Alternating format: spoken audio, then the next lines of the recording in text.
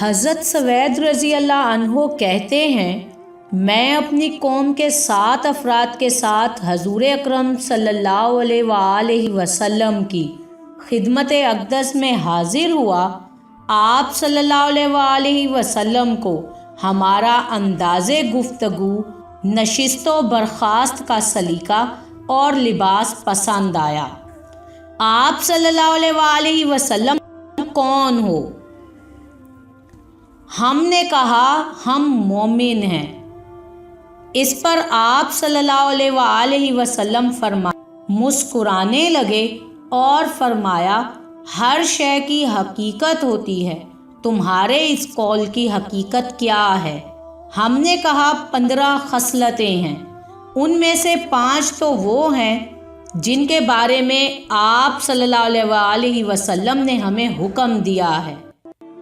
5 وہ ہیں جن کے بارے میں آپ صلی اللہ علیہ وآلہ وسلم کے قاصدوں نے ہمیں تلقین کی ہے، اور 5 وہ ہیں جنہیں ہم نے زمانہ جاہلیت میں اختیار کیا تھا اور اب تک ان پر قائم ہیں، لیکن اگر ان میں سے کسی کو آپ صلی اللہ علیہ وآلہ وسلم ناگوار سمجھیں گے تو ہم اسے ترک کر دیں گے۔ آپ صلی اللہ علیہ وآلہ وسلم نے فرمایا، ذرا وضاحت تو کرو۔ ہم نے عرض کیا، آپ صلی اللہ علیہ وآلہ وسلم نے ہمیں اللہ پر، اس کے ملائکہ پر، اس کی کتابوں پر، اس کے رسولوں پر اور تقدیر کے من جانب اللہ ہونے پر ایمان کا حکم دیا ہے۔ آپ صلی اللہ علیہ وآلہ وسلم نے فرمایا، میرے قاصدوں نے تمہیں کیا تلقین کی ہے؟ ہم نے عرض کیا، انہوں نے کہا ہے کہ اللہ کے معبود ہونے، اس کے لا شریک ہونے اور آپ صلی اللہ علیہ وآلہ وسلم کے اللہ کے بندے اور رسول ہونے کی گواہی دیں، فرض نمازیں قائم کریں، زکوٰۃ ادا کریں، ماہ رمضان کے روزے رکھیں اور استطاعت رکھنے کی صورت میں بیت اللہ کا حج کریں۔ پھر آپ صلی اللہ علیہ وآلہ وسلم نے پوچھا، وہ 5 خصلتیں کون سی ہیں جن کو تم نے زمانہ جاہلیت میں اختیار کیا؟ ہم نے عرض کیا، سہولت اور خوشحالی میں اللہ کا شکر ادا کرنا، ابتلاء و آزمائش کے وقت صبر کرنا، جنگ کے موقع پر جم کر لڑنا اور بہادری کے جوہر دکھانا،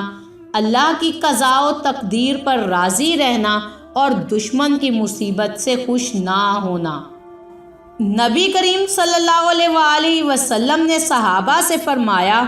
یہ لوگ تو بڑے سمجھ بوجھ اور سلیقہ والے ہیں، یہ انبیاء کی عمدہ اور بہترین خصلتوں کے حامل ہیں۔ آپ صلی اللہ علیہ وسلم ہمیں دیکھ کر مسکرائے اور ارشاد فرمایا، میں تمہیں 5 مزید خصلتوں کی وصیت کرتا ہوں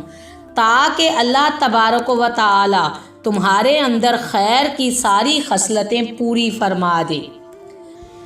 جو تم نے نہیں کھانا اسے جمع بھی نہ رکھو، یعنی فاضل اور ضرورت سے زائد اور بچا ہوا کھانا صدقہ کر دو۔ جس مکان میں تم نے رہائش نہیں رکھنی اسے مت بناؤ، یعنی صرف ضرورت کے مطابق مکان بناؤ، ضرورت سے زیادہ تعمیر نہ کرو۔ اور جس فانی دنیا کو تم نے چھوڑ کر آگے روانہ ہونا ہے اس میں سے ایک دوسرے سے آگے بڑھنے کی کوشش نہ کرو، یعنی حرص و ہوس کے معاملات میں مقابلہ نہ کرو بلکہ خیر میں ایک دوسرے سے سبقت لے جانے کی کوشش کرو، جس رب ذوالجلال کے پاس تم نے جانا ہے اور محشر میں اس کے سامنے جمع ہونا ہے، اس پاک پروردگار سے ڈرو، اور جس دار آخرت کو تم نے سدھارنا ہے اور وہاں دائمی سکونت اختیار کرنی ہے اس کی فکر کرو۔